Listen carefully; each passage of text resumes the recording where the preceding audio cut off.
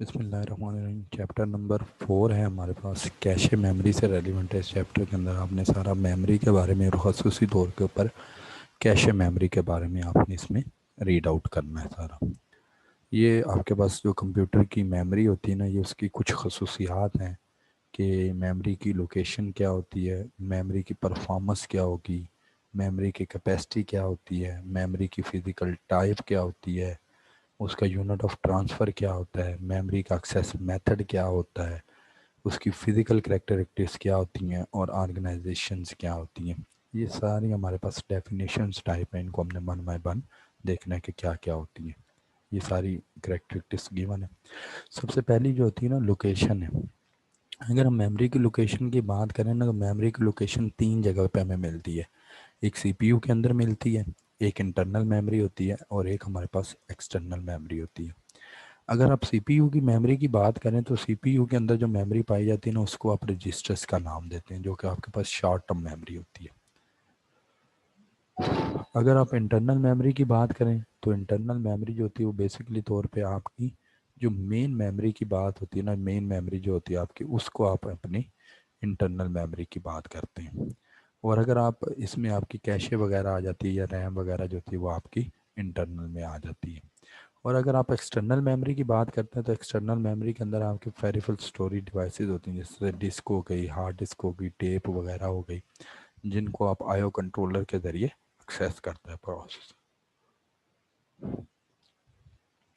अगर हम कैपेसिटी की बात करें तो कैपेसिटी में हमारे पास दो चीज़ें आती हैं, एक वर्ड का साइज़ आ जाता है और एक नंबर ऑफ बाइट आ जाता है।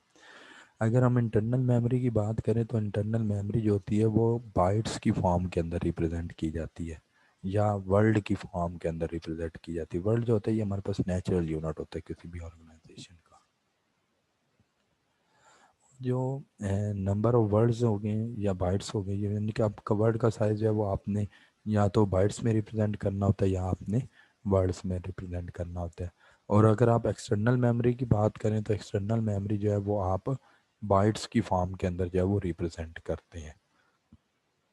अगर हम सिर्फ वर्ल्ड की बात कर लें तो वर्ल्ड का जो साइज़ होगा या वर्ल्ड की लेंथ है वो हमारे पास 8, 16 और 32 बिट का जो है वो वर्ल्ड अवेलेबल होता है। फिर अगर हम मेमोरी की यूनिट ऑफ ट्रांसफ़र की बात करें तो अगर हम इंटरनल मेमोरी के ऊपर गौर करें ना, तो इंटरनल मेमोरी का unit of transfer is equal to the number of electrical lines into and out of the memory module. मतलब ये है कि आपके मेमोरी के अंदर कितनी लाइंस इन हो रही हैं और कितनी लाइंस जो हैं वो आउट हो रही होती हैं, इस चीज़ को आप नाम देते हैं यूनिट ऑफ ट्रांसफ़र का। और अगर आप एक्सटर्नल की बात करें तो एक्सटर्नल के अंदर वो कहते हैं usually a block which is much larger than a world. इसके अंदर आपके पास जो है वो ब्लॉक वर्ल्ड का जो साइज़ है ना वो थोड़ा सा इसके अंदर ग्रेटर हो जाता है एक्सटर्नल मेमोरी के अंदर। अब वर्ल्ड बेसिकली तौर पे क्या चीज़ है, वर्ल्ड जो है वो आपका नेचुरल यूनिट है ऑर्गेनाइजेशन का।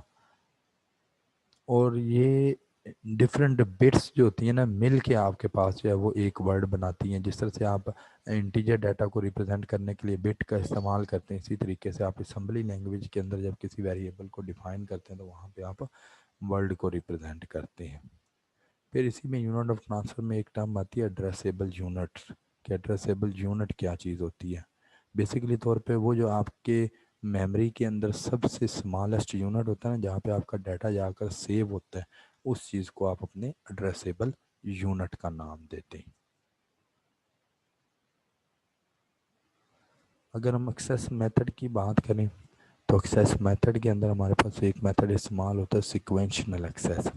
सिक्वेंशनल एक्सेस मेथड आपका ऐसा मेथड होता है जिसके अंदर आपका जो डाटा है ना वो बिल्कुल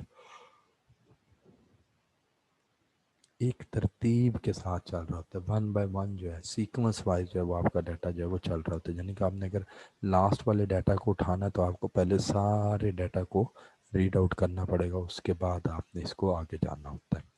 फिर आपका आ जाता है आगे डायरेक्ट मेथड। डायरेक्ट मेथड ऐसा मेथड होता है जिसके अंदर आप किसी एक पर्टिकुलर लोकेशन को डायरेक्टली तौर के ऊपर एक्सेस करते हैं। जिस तरह से आप एरे का केस होता है कि आप एरे के 10वें या 12वें इंडेक्स को जाकर एक्सेस करते हैं, तो इसी तरीके से यहाँ पर भी यही होगा कि इसके अंदर आप क्या काम करते हैं कि आप मेमोरी के किसी भी मेमोरी जो होती है ना, मेमोरी जो होती है आपके, उसके किसी भी इंडेक्स को आप डायरेक्टली जब एक्सेस करेंगे तो वो आपके पास डायरेक्ट एक्सेस मेमोरी बन जाती है। ठीक होगी बात। फिर इसके बाद रैंडम एक्सेस मेथड आता है।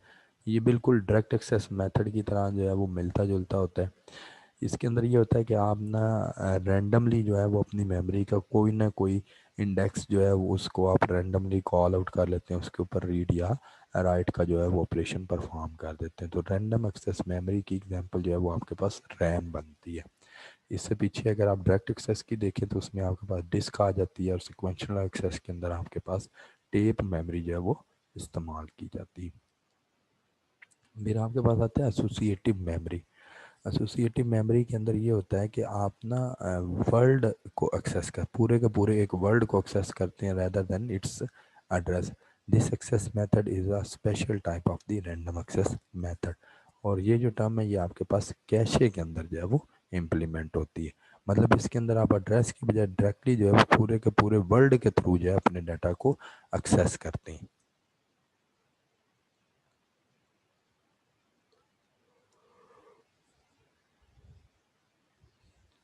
नेक्स्ट आपके पास आ जाता है कि मेमोरी की ना परफॉर्मेंस क्या होती है, मेमोरी की परफॉर्मेंस को आप किस तरीके से मद्देनज़र रखते हैं, या मेमोरी की परफॉर्मेंस को आप किस तरीके से जांचते हैं। तो इसके अंदर पहली चीज़ आती है ना, वो आपके पास आता है एक्सेस टाइम, जिसको आप लेटेंसी का नाम भी देते हैं। एक्सेस टाइम इसको कहते हैं, या इसको लेटेंसी का नाम देते हैं। इससे मतलब ये होता है, एक्सेस टाइम ये होता है कि आपने डाटा को गेट करना है, यानी कि जब आपने अपने डाटा को रिसीव करना है ना, उस डाटा को रिसीव करने के दौरान आपके पास कितना टाइम लग रहा है, मतलब डाटा को इन करने में और डाटा को आउट करने के अंदर आपके पास कितना टाइम लग रहा होता है, इसको आप एक्सेस टाइम का नाम देते हैं। फिर आपके पास आता है मेमोरी साइकिल। मेमोरी साइकिल से मुराद ये होता है कि आपका access time plus additional time required before a second access can commence. मतलब यह है कि आपका साइकिल टाइम से मुराद वो टाइम पीरियड होगा जिसके दौरान आप एक तो अपनी किसी भी डाटा को एक्सेस करते हैं, और दूसरा अगली जो है आपके पास एक्सेस, यानी कि नंबर 2 पे जो होने वाली एक्सेस है उसको कितना टाइम रिक्वायर्ड होता है। ये दोनों मिला के जो है वो आपका मेमोरी साइकिल टाइम बनता है। और तीसरे नंबर पे वो बात करता है ट्रांसफ़र रेट की। ट्रांसफ़र रेट से मुराद आपका ऐसा रेट होता है, या वो रेट जिसके ऊपर आपका डाटा जो है वो एक जगह से दूसरी जगह जो है वो ट्रांसफ़र हो जाता है, उस चीज़ को आप ट्रांसफ़र रेट का नाम देते हैं। तो वही बात, ये परफॉर्मेंस के हवाले से था। अगर आप हायरार्की की बात करती हैं, मेमोरी की हायरार्की क्या होती है, तो सबसे पहले जो है वो आपके पास रजिस्टर्स आ जाते हैं। ये सीपीयू की मेमोरी होती है। फिर इसके बाद इंटरनल या मेन मेमोरी आ जाती है, इसके अंदर आपके पास रैम वगैरह इन्वॉल्व होती है। फिर आपकी एक्सटर्नल मेमोरी जो है वो आ जाती है, जिसके अंदर आपकी हार्ड वगैरह होगी और दूसरी मेमोरीज वगैरह होगी। अगर आप इसकी एक हायरार्की को देखें तो ये आपके पास हायरार्की उसने गिवन दी हुई है। ये देखिए इनबाउंड मेमोरी है, इसके अंदर उसने रजिस्टर्स, कैशे और मेन मेमोरी को रख दिया। आउटबाउंड मेमोरी है, जो बाहर की मेमोरी होती है, उसके अंदर CD ROM, CD writer, DVD writer और ऑफलाइन स्टोरेज वगैरह, मैग्नेटिक टेप, एमओ और WROM रोम वगैरह रख दिया हुआ इसके अंदर। फिर कहते हैं as one goes down the hierarchy, अगर आप हायरार्की के अंदर नीचे जाते जाएं तो ये चीज़ें आपके पास अपीयर होती हैं। डिक्रीजिंग कॉस्ट पर बिट,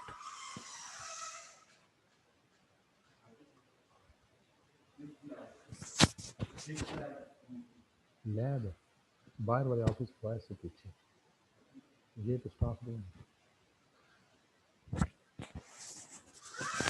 इसी तरीके से जब आप मेमोरी हायरार्की में नीचे की तरफ मूव करते हैं तो ये चीज़ें आपके पास अक्सर होंगी।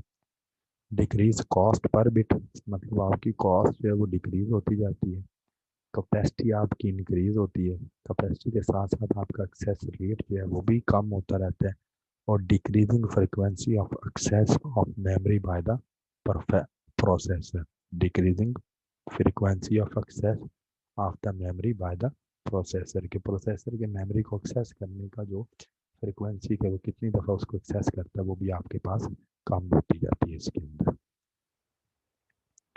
फिर फिज़िकल टाइप की बात करता है, सेमीकंडक्टर मेमोरीज होती हैं आपके पास, मैग्नेटिक मेमोरीज आ जाती हैं, ऑप्टिकल मेमोरीज आ जाती हैं, इसके अलावा दूसरी जो मेमोरीज होती हैं वो आपके पास इसमें कंसीडर की जाती हैं। कैरेक्टरिस्टिक्स की बात करता है, ऑर्गेनाइजेशन है, बॉटम लाइन। अच्छा, एक चीज़ आपने ध्यान में रखनी होती है इसके अंदर, हमने ये देखना होता है जो मेमोरी का डिज़ाइन होता है ना, वो 3 क्वेश्चन उसके अंदर हमारे पास अरेज होती हैं। पहले नंबर पे है हाउ मच, हाउ फास्ट और हाउ एक्सपेंसिव। अगर हम हाउ मच की बात करते हैं ना, तो इसके अंदर इसकी कैपेसिटी आती है कि वो अपने पास कितना डाटा जो है उसको स्टोर कर सकता है। और हाउ फास्ट की बात करते हैं तो यहाँ पर हमारे पास जो है वो टाइम मैटर करता है कि वो टाइम कितना टाइम लगाता है डाटा को रिकवर करने के लिए। और अगर हम एक्सपेंसिव की बात करते हैं तो ये हमने उसकी कॉस्ट देखनी होती है कि उसके ऊपर हमारी जो कॉस्ट है वो कितनी लग रही होती है, हमें उसके ऊपर कितनी कॉस्ट जो है वो लगानी पड़ रही है, हमने उसकी कॉस्ट को मद्देनजर रखना होता है। ठीक हो गई ये बात।